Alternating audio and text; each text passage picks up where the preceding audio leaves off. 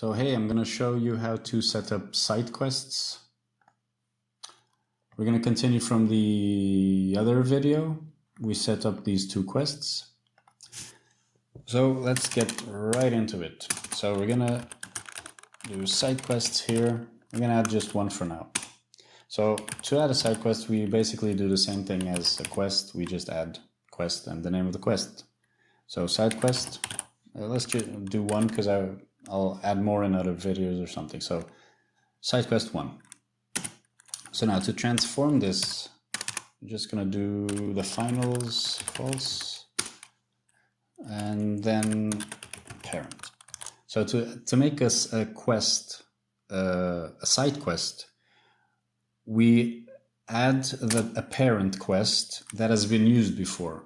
So we target the first quest as a parent. So now we have two quests that have the same parent, and this means that our second quest made here becomes a side quest because it has the same parent as another quest. So basically that's how you make a quest into a side quest. All right. So side quests only become available to the player after their parent quest finishes. So when the player has taken the chocolate and the game has moved on to the second quest, that means the first quest is finished, and only then will this side quest become available to the player. So what if you want to have a side quest that's available to the player as soon as the game begins? I usually have one quest up here called setup quest, and in all the maps I have. So I use this quest to set up stuff in the world prior to the player being able to play the game. So imagine I have 4 walls surrounding the player and I want to hide them before the game starts. I can use this setup quest and do hide wall 1 and then wall 2, etc, etc.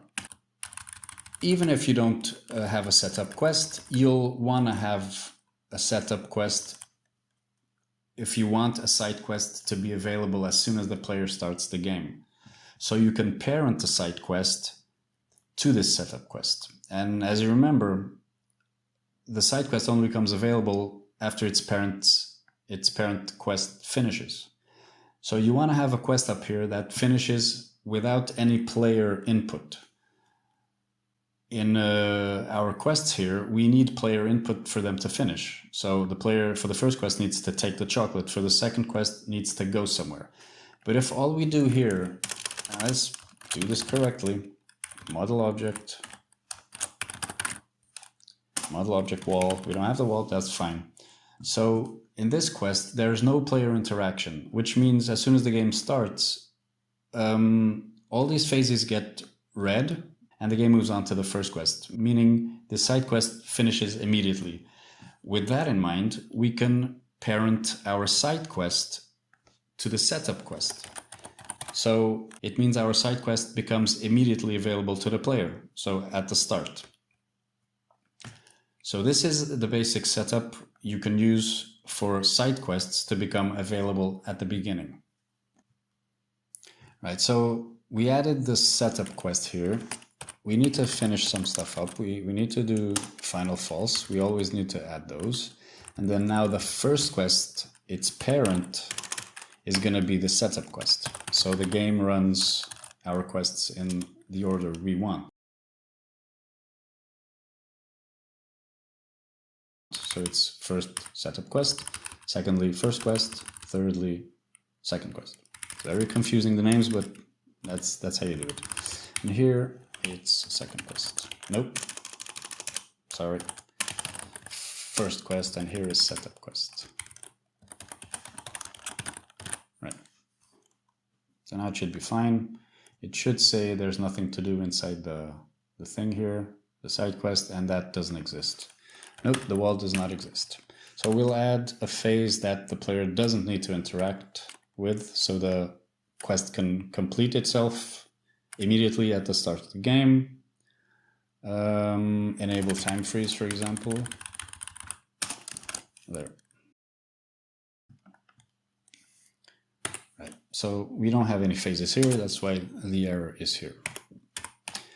For this example, I want the player to have a pop-up on the screen to be able to track the side quest.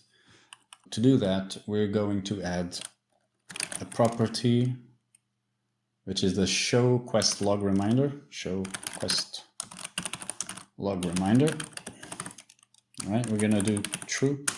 So this allows the player to receive a message and asking them if they want to track the side quest. And I do want to do that, so we're gonna add this property here. And this property comes, or the screen that's created with this property comes with a rewards and a difficulty settings. So we add those as well. Difficulty, we'll see in the end. I'm gonna play this example and you'll see everything working fine. Medium, I don't think this changes any difficulty from the game. This is just a visual aid for the player, I think. And then reward. By the way, you down here have help on how to write the phases you're on. So right now we're on quest. So you have here examples of how to set up stuff. You can see here difficulty. We have the reward set property. So down here is a help for each phase you're on. So if you move to go to, you can see an example here on how to set up a go to. So this window down here is very helpful. Just keep in mind that if you place the mouse on a line, if you just place a mouse on the line, it won't show the help here for that phase. You need to go to the beginning, so it changes. Well, that one won't, but like that. Just a reminder that down here you have some help to set up stuff. So in this case, we want to know how to set up the reward. It's reward set. So in here, these are defined stuff in the file. So you have to mod these entries to give exactly the reward you want. I'm not going to go into that. For now, I'm going to do cache. And let's see if we have any more parameters we can add. We added difficulty, reward set, quest name reward, reward giver. I haven't gone into that. I have no interest in that right now, so I haven't gone into it, but it's probably more advanced than I want to get into right now. And new map, new chapter, we have final, show quest log reminder. Okay. So now we have the quest set up with all the parameters we want. We're going to actually add stuff to do. So in my example, what I want is the player to enter an area. And when they're inside that area, there's a pop-up screen that says, hey, there's a side quest here. Do you want to track it? So we do go to sensor, sensor go to, then we'll do area sensor, a terrible name. This is, you should add very specific names, and for this example, I'm building this example for my map, which the side quest will show up on a tannery area. So I'm just gonna call it tannery area sensor. So when the player goes to the tannery area sensor, and we'll do show false because I don't want it to show up on the minimap, right? So first thing, the player goes to that area, and then as soon as the player does the first phase of the side quest, the tracking thing will show up. They can track the quest or the side quest, and again, as soon as the player enters this sensor, this side quest entry shows up in the game's quest menu log thing. So yeah, the tracking thing is a good thing, so the player knows that a side quest has been added to the quests menu. So that's always a good thing to have that thing. So go, and then you're gonna go there, and then the side quest is to kill multiple enemies. Kill multi. Is it wrong? Kill All right, kill, yeah, all right, kill multi. And then we do spawner, spawner object class, fine. So AI spawner box number. We don't have any setup on the world, but we can add them now or later. We're just gonna name them. We can do zombie 1. Again, use very specific names. Zombie 2, okay. All right, so as soon as the player goes into the sensor, a pop-up shows up saying, hey, you want to track the side quest. At the same time, the side quest gets added to the quests menu. So for the side quest to show up in the quests menu, we need to define the quest or the side quest name and an objective in any of the phases. We haven't done that yet. So we're going to do that because we want the side quest to show up in the quests menu. So we're going to duplicate that. And we're going to do the side quest here. So side quest 1, name. Side quest 2, description. Here we can say clear tannery. Right, so that's that. That's the name. This is going to be the name that shows up when the player decides to track the side quest. It'll be the title of the side quest, clear tannery. So we do refresh reload texts, and you can see down here it's going to change. Here we go. We have the side quest added there. It's valid. Everything's fine. So if you have an error in the quests, it's not from here, from the text, because it says everything valid here. And there's 2 things we need to add, like I said, the quest name and then an objective. So we're gonna add objective for to show up in the quests menu, or correctly with the name and an objective. We do kill all enemies, something like that. And there's something wrong somewhere. So let's go to the beginning of the phase and see down here what we did. So kill multi, phase name, it's done, objective. Well, one thing for sure is wrong. We don't have these zombies on the world, so maybe that's it. But seeing here the show, I got reminded I need to add that. So show true. This time we want the zombies to show up on the minimap. So I'm guessing this will show both their places. It should, because down here you can see spawner. It has no show, so adding the show on the kill multi will show all the spawners, or these spawners individually. We can just test. Right, so everything is fine here. So all we need to do now is add the sensor to the world and the zombies to the world, so it actually exists. Right, so I'm gonna add here, we're gonna add 2 zombies. I'm gonna place them a little bit far away so they don't, you know, go after me as soon as I spawn. So there, zombie 1,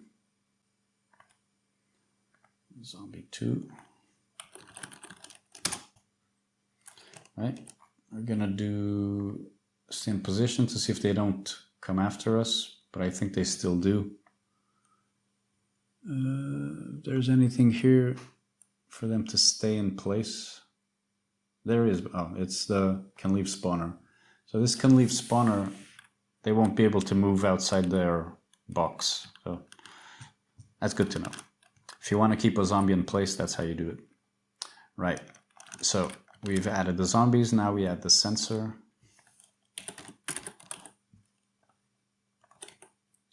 Right, so this is going to be the area the player enters for the side quest to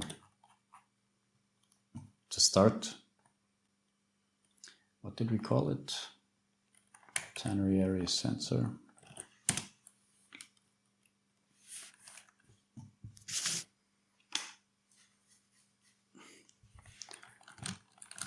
All right, save. So we're just gonna add here, we're gonna add a visual help to know where the sensor starts. So when we're on this platform, it means we've entered it, just so we know when it happens. So this should be fine. Nope. Oh, I named them incorrectly. That's what's good about keeping a consistent naming thing. I always do that. So 02. Zombie 01, Zombie 02, that's what I'm going to do. It's not about easy naming, it's about smart naming. So errors don't occur and everything is consistent and there's no errors and stuff. Right. Boom. Let's re-see that. Okay, no errors there. All right, so the setup quest is there to do any setup we need and to glue the side quest together so it becomes available as soon as that finishes, which is instantly. And we're moved on to the first quest. It waits for us to take the chocolate. When we take the chocolate, it moves on to the second quest because its parent is the first quest. And the game waits, so we take the go-to or until we go to the end of the map. Okay, so let's test this.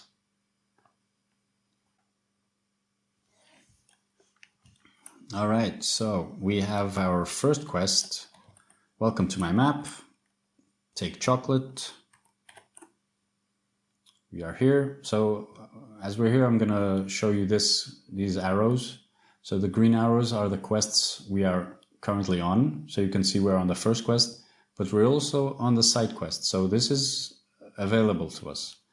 So as soon as we go to the go-to sensor, or after we go to the go-to sensor, it will move on to the kill multi, and seeing it has an objective, it will then be added to the quests menu.